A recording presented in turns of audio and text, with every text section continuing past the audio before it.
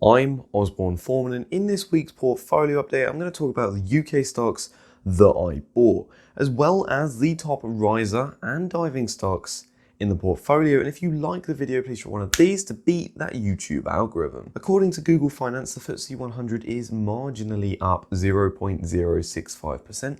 The FTSE 250 is up 1.27%, and the S&P 500 is up around 0.37%. My portfolio has broken the multi-month underperforming streak in which I was doing pretty terribly. However, now my portfolio has risen by 7.15%, which is a significant move, especially when considering that the FTSE 100 for the week is relatively flat and the S&P 500 hasn't done that much better, although arguably the 250 has done quite well. This now means that from my tax year to date, which is from the April 6th, I'm actually now positive instead of being negative, which I had been pretty much for a majority of this time. However, this is a very large movement in my portfolio, and so I speculate that this may need to cool off. And so whilst I've climbed by 7% this week, I suspect that in the next week, I may decline further than the markets as they become more sustainable and stable share prices. Especially one of my holdings has gone up quite a significant amount, and there's little to no news on the whole idea, and so it could certainly deflate very quickly. And if you'd like to see my Patreon page, click that link in the description down below. The top riser in the portfolio this week is Argo Blockchain, ticker symbol ARB, which is up 33.67%. The most likely cause of the rise in shares of Argo Blockchain is the addition to the MSCI UK index. The UK index takes up 5% of the global stock markets, and so the inclusion into this index, even if a very small percentage, is enough and a lot of money to certainly add to the overall share supply. Argo Blockchain had an uncrossed trade on Thursday, close of £13 million, which suggests quite a significant bump up, and that's likely the primary driver as to why shares have gone up a lot this week. However, the decline of Bitcoin didn't actually decrease shares of the UK listing ARB. However, after the UK close, ARBKF, the OTCQX listed variant, had certainly dropped by over 10%, more than both Marathon and Riot. So that does suggest that perhaps we may have a weaker week for the upcoming week, although it is Bank Holiday Monday, so who knows what we may see, and perhaps Bitcoin may recover before then. They've still got a lot of share price drivers in the short term. There's the heavily anticipated and speculated NASDAQ uplisting from that OTCQX markets, which does give them that potential for the Robinhood and Webull investors to buy in, certainly making them much more attractive to their competitors of Marathon Patent Group and Riot Blockchain. We've also got the Texas facility, which is due to be complete this year. It's running on renewable or some of the cheapest electricity rates in the world, and it would certainly massively add to the petahash capacity of the company. And then we've also got the likes of the May monthly mining update or operational update, which we'll likely hear about very soon. And these can all be positive share price drivers in that short-term period. And so this week I actually bought 85 more shares of Argo Blockchain. I rounded the position up to the nearest 100, so I now hold 3,600 shares in total.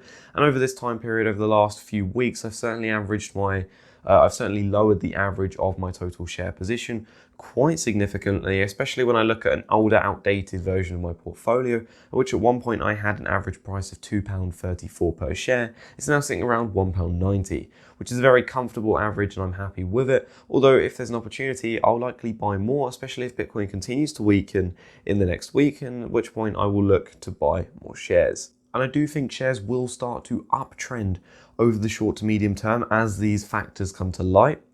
Although this is only speculation, I've not used any form of technical analysis, and I'm just guessing. The top diver in the portfolio this week is the likes of Boohoo, and in fact this is the only share in my portfolio, although there is only 5, that had declined this week, and it declined by 2.27%.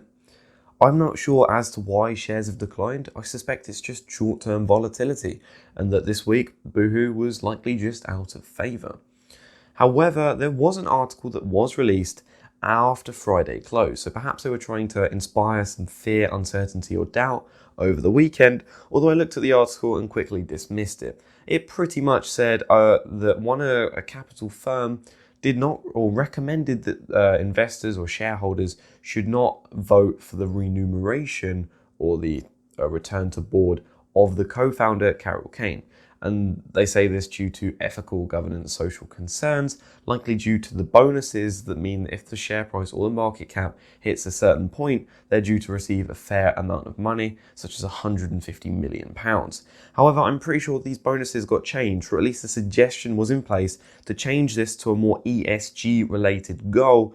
And so I feel that this article is just outdated and pointless. And it does explain why only The Guardian and money.co.uk, and I think that site is owned by The Times.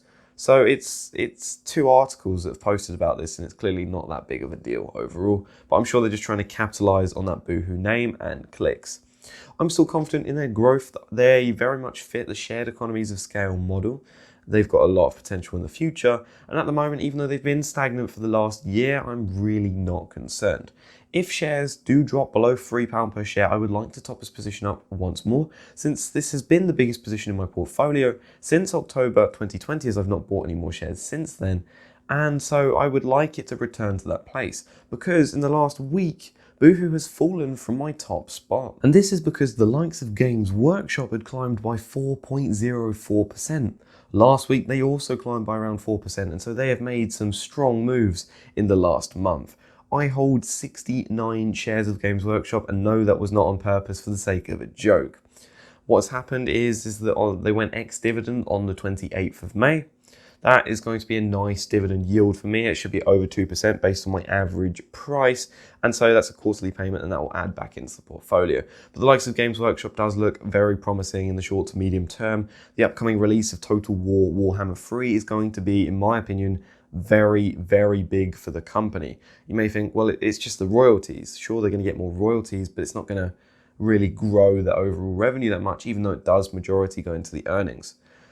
Here's the thing. Total War Warhammer 3 being released adds more eyes on the idea of Games Workshop. And they've got a few things that they've got. Firstly, the business model of these Total War Warhammer games is very good. It basically means that even if you buy Total War Warhammer 3, in order to get extra content and extra stuff to play with, you can buy the older games. So you buy Warhammer 1, Warhammer 2, and then you can buy their DLCs, and then you can play them in Warhammer 3. And so it comes into this massive game that's combined all the last two games in that trilogy into one, with a massive map and so much stuff to do that you can go back, buy the old DLCs, and that's just going to keep adding to the money that Games Workshop receives. They've also introduced, or I say introduced, but reintroduced a region called Cathay, which is based on China.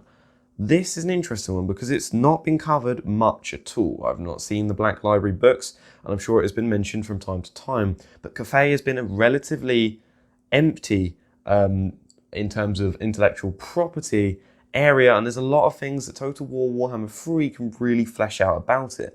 And they've not had like an army set, which could be sold as miniature figures if Cathay is popular.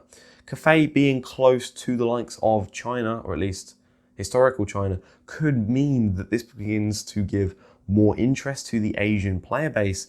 And so there's certainly potential for this to pick up some interest, even if it just means animated shorts like Blizzard Activision did with Overwatch, or it moves into the likes of TV series or films. There's certainly a lot of potential for this stock. I continue to hold, and I'm more than happy with it being my top holding in the portfolio. Although at the moment they are trading near all-time highs, and so I've not been buying more shares, simply because I'd like to buy closer to my average price, around about £100 per share, even though part of me believes that they may not hit that share price again for a very long time unless they stock split. Whilst I could be completely wrong and short-term volatility could crash this stock, I'm going to expect the worst, and the worst in that case would be that the shares keep going up so that I can't top up, or I'm afraid of topping up, for instance, as that can impact some people in the markets. But if they do get close to that £100 per share figure, I will likely be topping up quite significantly. And if you'd like a free share worth up to £200, sign up to Freetrade, my stockbroker, in the link in the description down below to get that free share. The other stock I bought this week, and I will admit it was a very small purchase using the leftover change after buying Argo blockchain, was the likes of Team 17. However, since from Friday last week, they had jumped up around 5%, despite being up for the week around about 2.86% according to Google Finance.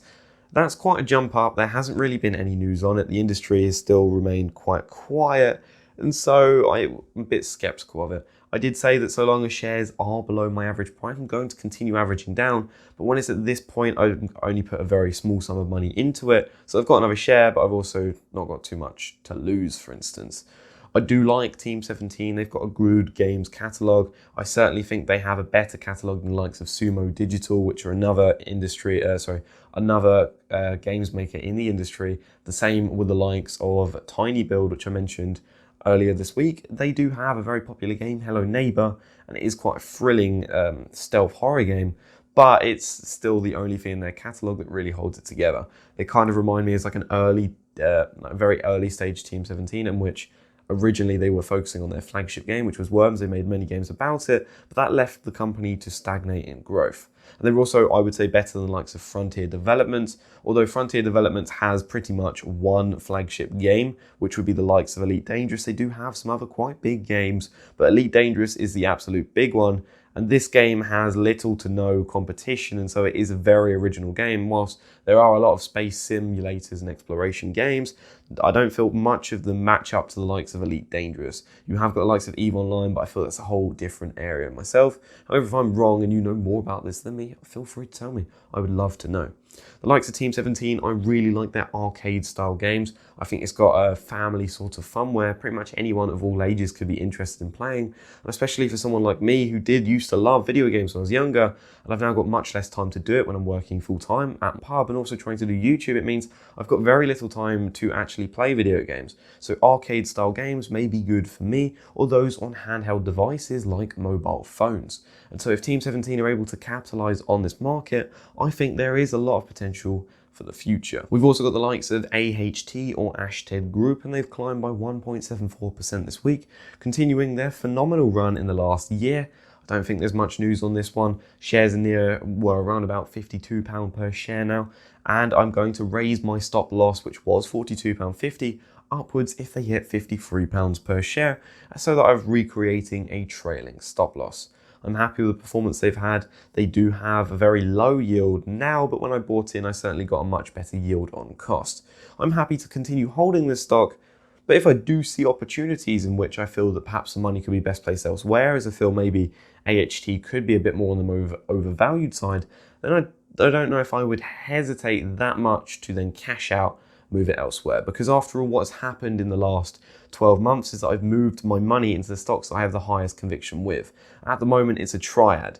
We have three stocks, or a trifecta, I should say, that I'm very, very bullish on, the likes of Boohoo, Games Workshop, and Argo Blockchain. Team 17 is about, although I want to learn more about them, their games catalogue and how popular the likes of their other games like Escapists and Overcooked are, before I really want to dive into that and see what they've got really going for them in the future. But at the moment, they are a smaller position in the portfolio, same with Ashted Group, as I'm still discovering these new stock opportunities. As in the past, I had made the mistake of buying stocks that I didn't really know much about or really be that bullish on, and so now I'm really trying to focus on high quality companies that I truly believe will grow over the longer term. If you're interested in my free UK stocks to buy in June 2021, then click the card at the top right of the video. I'm Foreman. Thank you for watching. Have a fantastic Sunday afternoon.